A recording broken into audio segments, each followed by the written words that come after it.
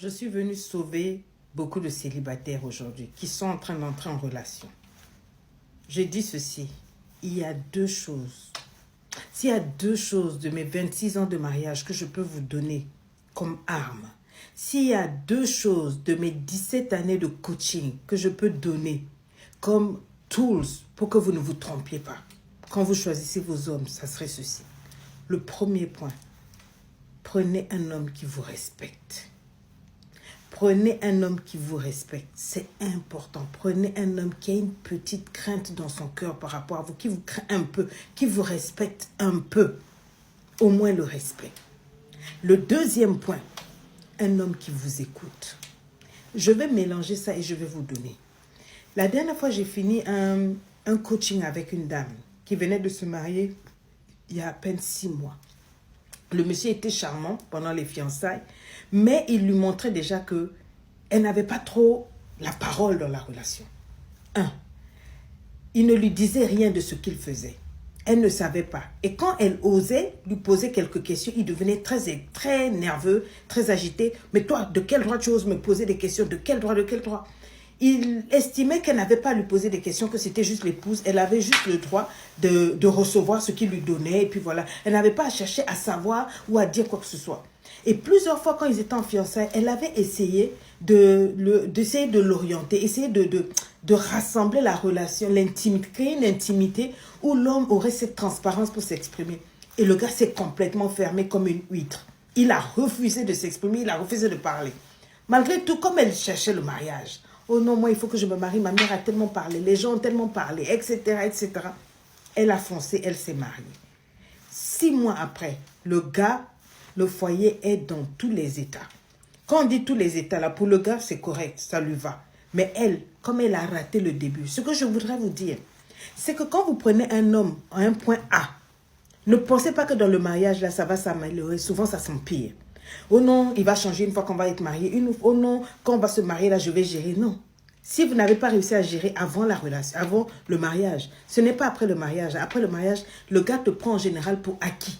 Et il ne fait plus d'efforts. Et donc, tu es là pour lui. Tu es dans une rue à sens unique. Tu ne peux pas faire marche arrière. Donc, voilà, il ne fera plus d'efforts. Et ce que tu as vu dans les fiançailles, là, ça va s'exacerber, ça va s'empirer, ça va s'augmenter. Le volume sera beaucoup plus fort.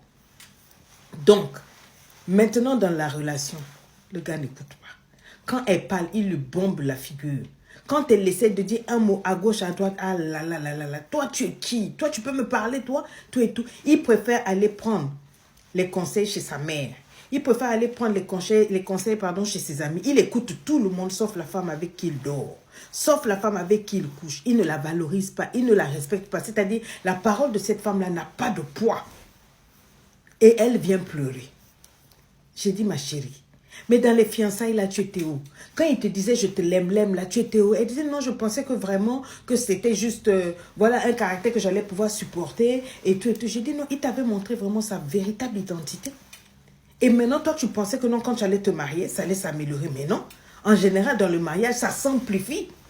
Si ça ne quitte pas avant, dès le début, dans le mariage, ça devient pire. Elles sont là, les femmes qui sont en train de me suivre, là, les femmes mariées depuis X temps, elles peuvent vous dire en commentaire, vrai ou faux. Donc, quand vous voulez choisir votre homme, prenez le temps de beaucoup prier, de beaucoup l'observer, de beaucoup l'examiner sous toutes ses coutures. Mais assurez-vous que c'est quelqu'un qui vous craigne un peu, qui vous respecte, qui respecte un peu ce que vous dites. Et surtout qui vous écoute. Un homme qui n'écoute pas sa femme, qui ne prend pas des conseils de sa femme ne peut pas lui donner des conseils, est un homme perdu.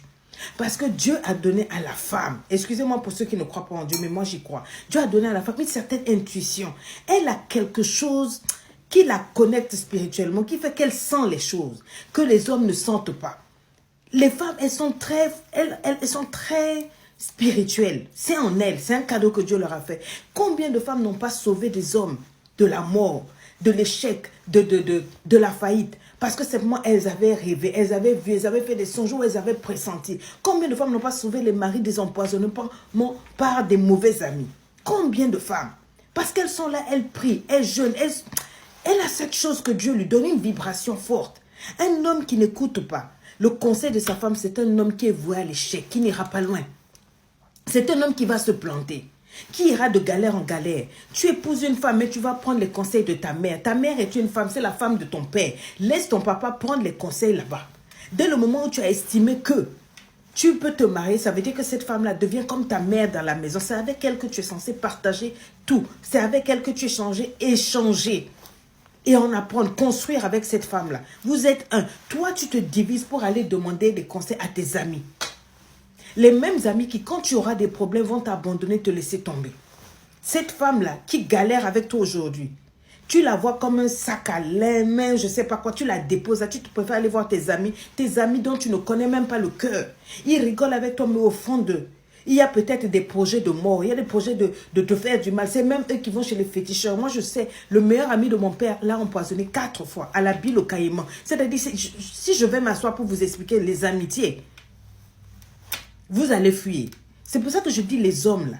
Vous qui aimez vous accrocher aux gens dehors plutôt qu'à vos femmes là. Oh non, les femmes sont mauvaises. Les femmes changez votre vision de la femme avant d'épouser. Si vous pensez mal d'une femme, ne l'épousez pas. Si vous ne pouvez pas l'écouter et la respecter, ne l'épousez pas. Même si elle est belle et qu'elle fait très bien l'amour, don't go for it. Parce que l'amour, c'est instantané. Mais après ça, on doit construire, on a une vie à bâtir, on a des enfants à élever ensemble. Mais si vous ne pouvez pas échanger, vous ne pouvez pas vous conseiller, vous ne pouvez pas vous parler. Elle ne peut pas te parler parce que tu estimes que non, elle n'a pas fait des grandes études. Mais tu étais où quand tu l'as draguée? Ne savais-tu pas qu'elle n'a pas fait des grandes études? Et il y a des femmes qui n'ont pas fait des grandes études, mais ce sont des reines. Elles ont une mentalité, un raisonnement de valeur. Quand elle te parle, tu sens qu'elle a goûté à la vie, elle a traversé les épreuves de la vie, elle a des leçons de vie. Tu ne peux pas te mettre avec une femme que tu ne considères pas. Elle ne peut pas te donner le conseil. Elle ne peut rien te dire. Parce que quand elle te dit, toi tu connais tout, tu es l'homme, moi je suis un homme. Moi une femme ne peut pas me parler. Mais ça vient d'où cette pensée, cette mentalité-là? C'est ton père qui t'a trompé comme ça? Ton père n'écoutait-il pas sa femme? Et qu'est-ce que ça donnait? Ta mère était heureuse? Est-ce qu'il avait un foyer heureux? Est-ce que vous êtes assis pour examiner ces choses-là? Et donc, comme chez tes parents, ils ont fait ça, ça n'a pas marché. Tu veux venir bisser ça encore ici. Tu n'as pas tiré de leçons là-bas? L'intuition de ta femme peut te sauver. Professionnellement, ça peut te sauver. Financièrement, dans la maison, ça peut te sauver. Amicalement, en termes de relations, ça peut te sauver. Il y a des femmes qui ont sauvé des milliers de femmes. Les hommes qui écoutent leurs femmes sont des hommes qui réussissent. Regarde les Obama. Les femmes qui ont porté les hommes jusqu'au pouvoir. Beaucoup de femmes, des lions, des queens. Si tu n'écoutes pas ta femme et que tu ne fais qu'écouter tes amis, tu finiras à la morgue. Tu finiras dans l'échec. Je te le dis, ce n'est pas une malédiction. Ça fait 26 ans de mariage qui te parle. Et près de 15-17 ans de coaching que j'ai fait en informel et en formel. Et je te dis que chaque fois, les vrais hommes qui sont venus devant moi, à genoux devant leur femme, en larmes, ils disaient, si je t'avais écouté, maman, on n'en serait pas là. Frère, apprenez à écouter quand il y a ce genre de vidéo-là. Ne passez pas seulement comme ça. Est-ce qu'une femme peut partager cette vidéo-là, s'il vous plaît? Merci.